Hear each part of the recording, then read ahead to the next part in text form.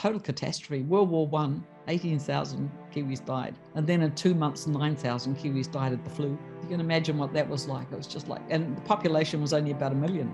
And their reaction was to do something brilliant. Their reaction was to think of their mokopuna and the rising generation, and to record what they knew and to pass it on, and to think of the future. Fearing that tikanga Māori was going to be lost with so many deaths during the war and from the Spanish flu, Sir Apirana Nutta initiated the Dominion Museum Ethnological Expeditions in 1919. These expeditions spanned the North Island, documenting moments of cultural significance within the Māori community through film and photography. They didn't have vaccinations then, and they didn't know how to deal with the pandemic. People just were dying everywhere, and particularly Māori, and particularly in these rural communities. Api saw some of the great tuhunga and people like that just being struck down by this virus. And he was the one that wrote to the Minister of Internal Affairs and said, we need to capture these things before they're lost. We're losing too many of our old people and our great experts. And the interesting thing is that my great-grandfather at that time was the acting director of the Dominion Museum. So he was somebody that was a very early pioneer in filmmaking. And when that Apirana's letter came through, he said, let's go for it, let's do it. So the expeditions began, and the first one was at home in Tūranganui-Aki with the Hui Aroha. The story of these expeditions are brought to life in the book Hei Taonga mā ngā Uri Whakatipu, Treasures for the Rising Generation. There's lots of whakapapa in that book on all sides. That's the interesting thing about it. So you've got people that are descended from the tipun in the photos, writing about them and talking about them and listening to the tape, the wax cylinder recordings, watching the films, and it's been very emotional. It's beautiful. The first of the expeditions was the Hui Aroha in Gisborne, making author and historian Dr. Monty Suter a perfect fit for the book. I was approached by Dame Anne Salmon, who knows me from other projects that I've worked on. But I had just recently completed a book on Māori in the First World War, and one of the chapters included a piece about the Hui Aroha, which was held in Gisborne in 1919, and she thought, given that was the first expedition, and I having all the knowledge about it, I'd probably be the best person to write that chapter for the book, and I agreed. The advertisement of the Hui Aroha, that was to be held at Park Race Course Te Hapara, was published in the Poverty Bay Herald in 1919.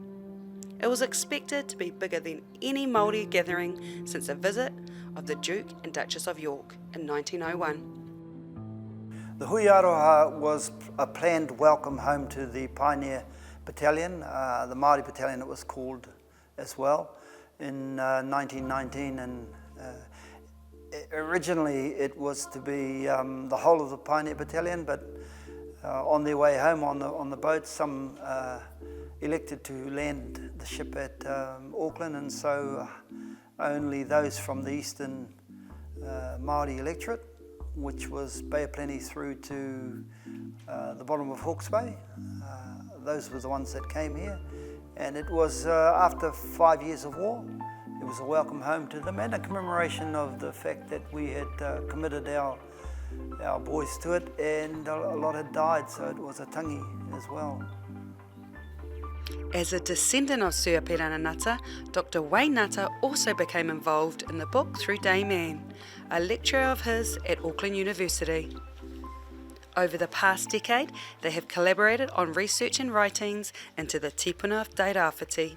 I got involved with the book some 30 odd years ago with my own interest in writings of not just Apirana but others of his time and before that. It's definitely a personal interest, it's a whānau interest, it's an interest that's based on, well, how do you take those things that the likes of Apirana was involved with, the Rangihiro was involved with, and maintain not just the scholarship but the reasons, the purpose for doing that, to share knowledge.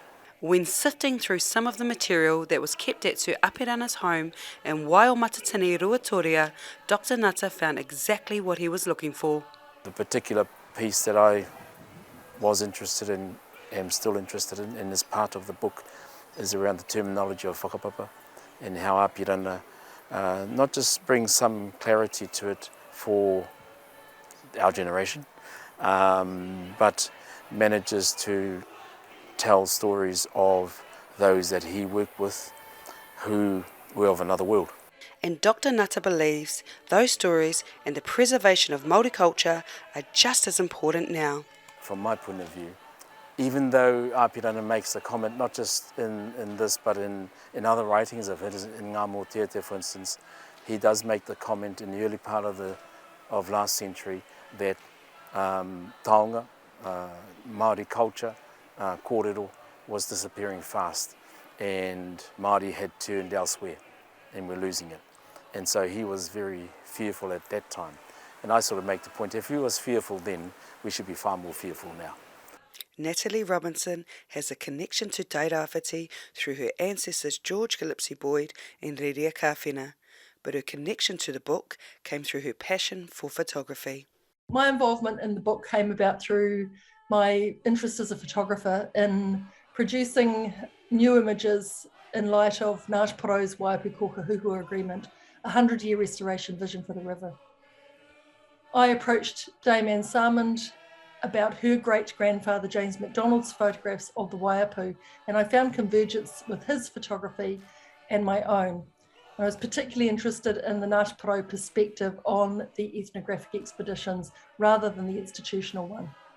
The film captured during these expeditions over 100 years ago is still remarkably high quality, bringing these images to life. Looking at the photographs, I was first struck by the light that touched our tipuna that I could be in the presence with today. And so their mauri, their wairua shone through for me. And it compressed time and space. So I felt as if I could be there with our tipuna and with the people of Ngāti Porou who were participant at that time. Other events featured are the 1920 Welcome to the Prince of Wales in Rotorua, communities along the Whanganui River 1921 and Tairāwhiti in 1923. I love the fact that for each expedition, something different happened. You know, for the Hui Aroha, well, Monty was a no-brainer because, you know, who's the great authority on the battalion? He's from the Tairāwhiti, and so when he wrote that chapter, it was like, yeah, perfect. And for Jim, the great taonga that was taken back to Britain was this po haki that was carved by Tēnā Waitere, his ancestor. So he talked about that, and that's gorgeous. For the Whanganui people, it was them talking about individual photos. And then with Tairāwhiti, you know, we've got Wayne and Natalie. Man, we were so lucky. It was just it was a joy to do. Hei Taonga mā ngā Uri Whakatipu was published by Te Papa Press in November and is on sale at bookshops. Renee Lola here, Local Focus.